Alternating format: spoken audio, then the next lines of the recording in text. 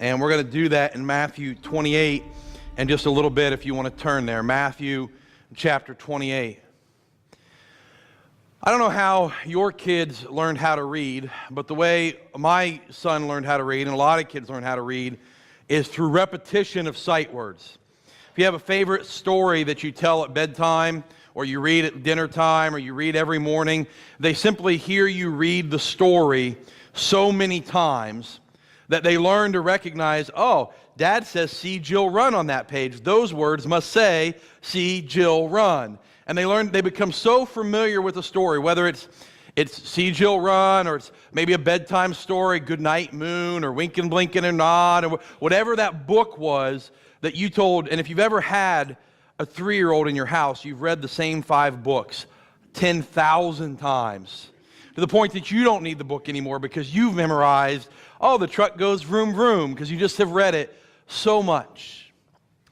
And there is danger for us of the Easter story becoming that familiar, because we have heard the Easter story thousands of times. We remember the cross every Sunday as we gather around the communion table. We preach the resurrection a half a dozen, 2 dozen times a year. It becomes part of a message or a Sunday school lesson. Or we are so familiar with it that if we're not careful, it can lose its power. And we must never, ever allow that to happen for us, because it is the core story of what we believe. Paul says in 1 Corinthians that if the resurrection is not true, then our preaching is in vain and our faith is in vain. In other words, if the resurrection isn't true, we should all go home and eat our ham. Okay? We're wasting our time here. The resurrection is the center of everything we proclaim, of everything we believe, and of everything that we build our lives upon. That Jesus Christ came, He lived, He died, and He defeated death. The story in its simplest form is that there was a man named Jesus who lived about 30 AD. And eventually, because of His teaching and His miracle working, and because it's what He came for, He was arrested, He was tried, and He was sentenced to death under Pontius Pilate, the Roman governor, and sentenced to death on a cross. They crucified Him like a common criminal. On the end of the day, about 6 o'clock, before the sun went down, His followers came and took Him off the cross so that He would not hang on the Sabbath. They placed Him in a tomb borrowed from Joseph of Arimathea, a distant follower of Jesus.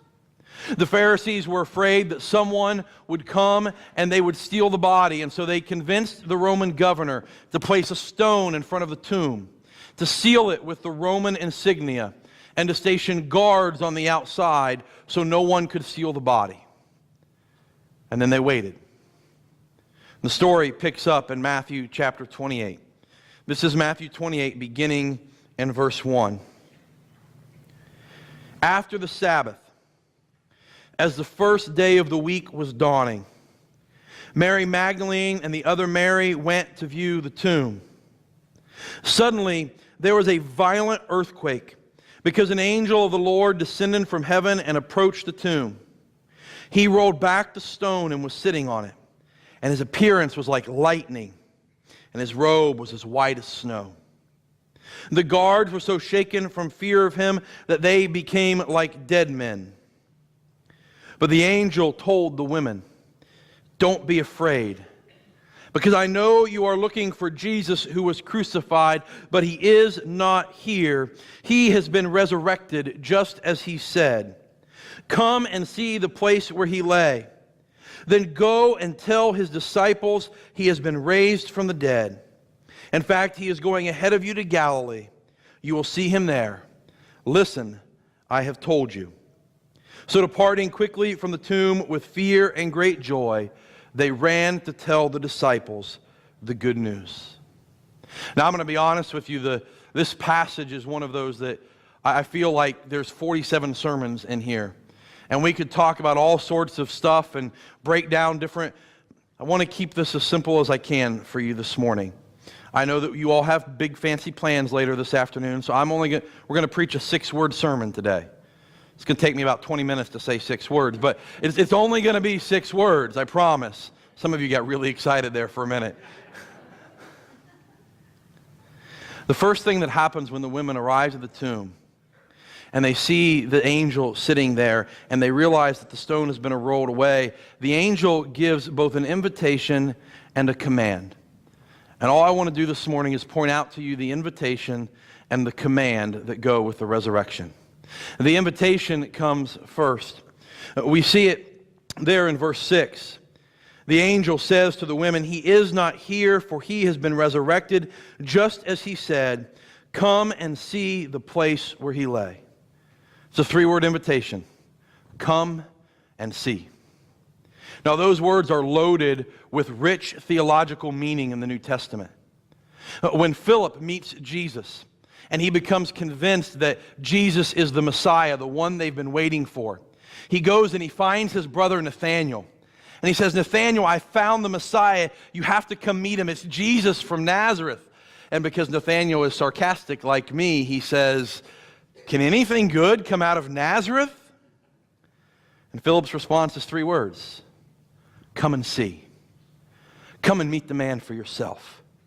Come and investigate. You don't have to take my word for it. You don't have to take my testimony. Come and meet him yourself. Come and see. In John chapter 4, when Jesus is interacting with the Samaritan woman at the well, and he tells her, "I am the living water. I'm what you're looking for." And she becomes convinced of who he is. She runs into town, and she gathers the crowds by saying, "Come and see the man who told me everything I've ever done. Come and see. Come and investigate." When Thomas doubts that Jesus has really risen from the dead, and he says to his friends, "Unless I put my fingers where the nail scars are, and my hand where the side is, I will not believe." When Jesus later appears to Thomas, he holds his hands out and says, "Come and see." That invitation is loaded with theological richness throughout the New Testament, that if you have doubts, if you have questions, if you have concerns, the invitation is, come and see for yourself. It's kind of like I could describe to you the best cheeseburger I've ever eaten. I could tell you how juicy it is and how they seasoned it just perfect, and it was cooked the right temperature, and the bun was perfect. And I could spend hours, just trust me, I can talk about food forever. I can spend hours describing how good the cheeseburger is. Or we could skip all of that. And I could just say, "Why don't you come see for yourself? Let's go to lunch." I could describe for you the most beautiful place to watch the sunset. The bike trail that runs along the creek, and you come to the overlook and you can watch the sun set over the trees. And I could tell you about the birds singing and the size of the creek and the curve of the path and the colors in the sky. Or I could, with a simple invitation, skip all of that and just say, "Why don't you come with me and I'll show you. Come and see." And the invitation on that first Easter morning to these women who were just overwhelmed with grief and despair, who had said goodbye to their mentor and their friend, the man whom they had left their families to follow, who thought that he was dead and gone, and in the midst of their grief and their sorrow and their desperation, the angel simply says, "He's not here. Come see for yourself." And I want to say to you this morning that invitation hasn't changed in 2,000 years. If you are here this morning, you are aware of the fact that our life is ruled by death and disease, right? I remember listening to a sermon several years ago. There's a guy by the name of Matt Chandler. Matt Chandler is a preacher at a church of like 30,000 people in Texas now. But at the time, he had recently been diagnosed with brain cancer. And he's preaching on Easter Sunday, the first Sunday after getting his diagnosis, his first Easter sermon. And he's sharing what it's like to live knowing that you may not make it much longer. And he says, the thing that just boggles my mind the most is that people come up to me in the street and they say, "Pastor Matt, aren't you afraid you're going to die?" And he goes, all I can do is laugh and go, "I was always going to die." Like I don't mean to sound morbid on Easter Sunday, but that the way this works is either I'm going to do your funeral or you're going to come to mine. Those are the only two ways we're getting out of this, okay? We're all headed for that. And so we have a choice. We can either let that rule us let that grief and that fear dominate who we are, and do everything to avoid that, and live in anxiety about when that day will come, or we can come and see the place where death lost its sting. We can come and see the place where cancer no longer has power. We can come and see the place where grief loses its power to ruin our life. The invitation of the angel is, listen, you have fear, come and see where death was defeated. You have doubts, come and see where Jesus proved he was the Son of God. You have despair, come and see where light defeated darkness. Come and see where hope conquered despair. Come and see where life rose over death. Come and see what God has done. And the invitation for you this morning, I don't know where all of you are, but I know enough to know that there is hardship and struggle and depression and anxiety and grief and disease floating in this room. And I need you to know that the invitation of the empty tomb is to come and meet Jesus who beat it all. Come and meet the Jesus who conquered all of that, who speaks into our darkness and offers hope. Come and see. You don't have to do this alone. The invitation is followed with a command. You'll see it there in verse 7. We'll read the second half of verse 6 together. He says, come and see the place where he lay. Then go quickly and tell his disciples he has been raised from the dead. Come and see, and then go and tell. The command to the women is, go and tell.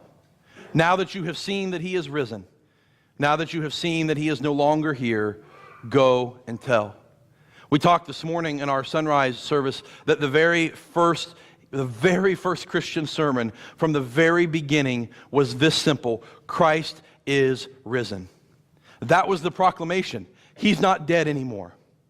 They didn't win.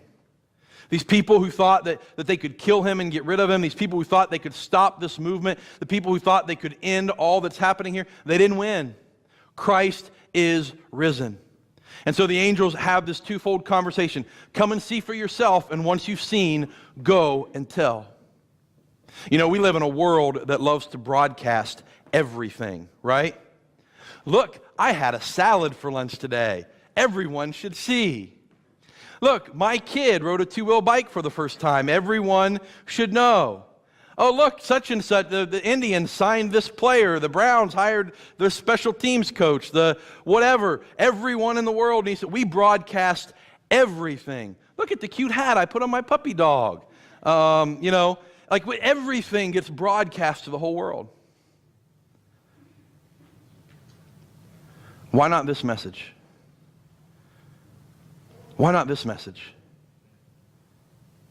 Of all the things to get excited about, of all the things to broadcast for the world to hear, I'm sure your dog is adorable in his hat and his sweater. I'm sure he is. But Christ is risen. I'm sure your kid, I'm so proud that they are the student of the week. Everyone gets a turn. It's okay. Everyone will be student of the week before the end of the year. Good. I'm excited. Christ is risen. I'm sure that lasagna was delicious. Christ is risen. And yeah, I'm a little tongue-in-cheek. I get it. I understand. But we are so eager to broadcast everything that happens in our lives. And I know so if you're not on Facebook, Twitter, Instagram, and you're going, well, I don't do that. I don't broadcast stuff. You're a liar. Okay? Let me tell you what happens. So I on Fridays, I take my son to school, and because he goes to school in Canton, I sit somewhere in a coffee shop or often in a booth at McDonald's, and I do my graduate work for school. And I sit there for like 4 hours and type papers and read books. You know who's at the table across from me? All these 65 and 70-year-old retired guys, because they can get the senior cup of coffee. And you know what they're doing? It's like old people Facebook. Well, let me tell you what my grandkid did this week. Let me show you the picture of the lasagna my wife made. It's the same thing. So it's not just those of us who take pictures on our phone and upload it. It's the gossip in the hallway. It's the conversation you're going to have at lunch. We tell people everything about everything. What do you think of that picture they signed? What do you think of the... We broadcast every piece of information like it's so important. And let me just say with absolute certainty, the most important message in the history of the world, Christ is risen. And it changes everything. There's a story that's told about a preacher who lived and died in England in the 1950s. His name is W.E. Sangster. In the 1950s, he preached at a massive church. He preached about 2,500 people every Sunday. And he was diagnosed with ALS when he was in his 40s. And his body began to shut down on him. His legs went first and he couldn't stand up, and so he preached from a chair on the stage. And then when his vocal cords began to shut down, because that's how ALS works, it attacks your muscular system, and he could no longer talk, he sat at his desk and wrote. One of the most famous things he wrote in a devotional journal, one of his prayers, was that I can no longer be a general in the Lord's army, for my body has betrayed me, but at least I can be a foot soldier, and I'll fight as long as I can. And he began to write these daily devotionals for his church because he couldn't speak anymore. And as the disease began to progress and take more and more of his movements and his muscles and his facilities, his daughter tells the story of his very last Christmas morning. Or Easter morning, I'm sorry, I got confused. His very last Easter morning. And she goes over to see him after service. And she sits down at the table and he pulls out a scrap of paper. And he begins to scribble on it. And she's kept it framed in her house. The picture's actually in the book I was reading this week. This is what it says. It says, "My deepest regret is that it is Easter morning, and I have no voice with which to exclaim, 'Christ is risen.' But it would be far, far worse to have a voice and no desire to proclaim the good news. My deepest regret is that it is Easter morning and I have no voice with which to proclaim Christ is risen. But it would be far, far worse to have my voice and have no desire to proclaim the good news." And I just want to tell you that as much as the invitation still exists, so too does the command of the angels. Go and tell that Christ is risen. It's worth noting that about 8 verses after this, we will come to the Great Commission. The end of Matthew, right? Go into all the world and make disciples, baptizing them in the name of the Father, the Son, and the Holy Spirit, and teaching them everything I have commanded you. And surely I will be with you always, even until the end of the age. That's all part of the same story. It all happens in the span of a few verses here. So just as much as the invitation to those of you who are hurting, to those of you who are doubting, to those of you who are living with depression and anxiety and despair, just as much as the invitation is to come and see. Come and see what Christ has done. To those of you who know what has happened, to those of you who know the story, the command is to go and tell.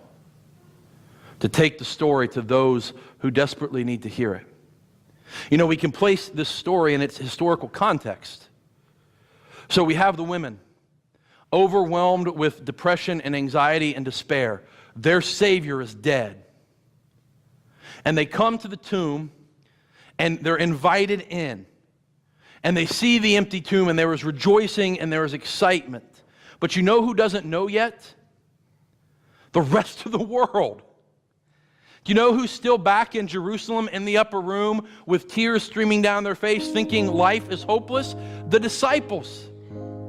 And so the very first evangelical mission is these women who have come to the tomb early on an Easter morning and have found the tomb empty and are told to go tell the rest of the world. Go tell the disciples that he's not here. Go tell them that Christ is risen. Do for their grief and their despair what we just did for yours. And so this morning we close with an invitation and a command. If If you find yourself in a dark place this morning for whatever reason, I invite you to come and see. I invite you to see if Jesus is who he says he is. I invite you to see if Jesus has what you're looking for. I invite you into a relationship with him. If you're dealing with grief, I want you to find his comfort. If you're dealing with sadness, I want you to find his hope. If you're dealing with loneliness, I want you to find his love. I want you to come and see what Jesus has to offer. And if you already know what Jesus has to offer, then this part is not optional. This isn't for some people. The command is to go and tell. And the thing I love about the command is it's not, you may not know this about me, but I'm nerdy philosophy guy. So like I can give you all kinds of philosophical arguments and persuasions, and you could use this syllogism and you could really convince. He doesn't say go convince people of the resurrection. And then go persuade them, go put together a 3-point logical argument to convince them. That's not what he says. He simply says, go tell them Christ is risen. You don't have to be a Bible scholar. You don't have to be a philosopher. You don't have to be a preacher to go tell the world that he lives, that he's alive. And so this morning we're going to close with this song, He Lives. And if you need to hear it for yourself, I invite you to come. I'd love to talk to you, to explain to you what it means that Christ is risen and how that affects your life. And if you believe that already, then I invite you to sing this as a proclamation, the first of what I hope will be a lifetime of telling the world, Christ is risen. He's risen indeed. Why don't you stand as we sing together this morning?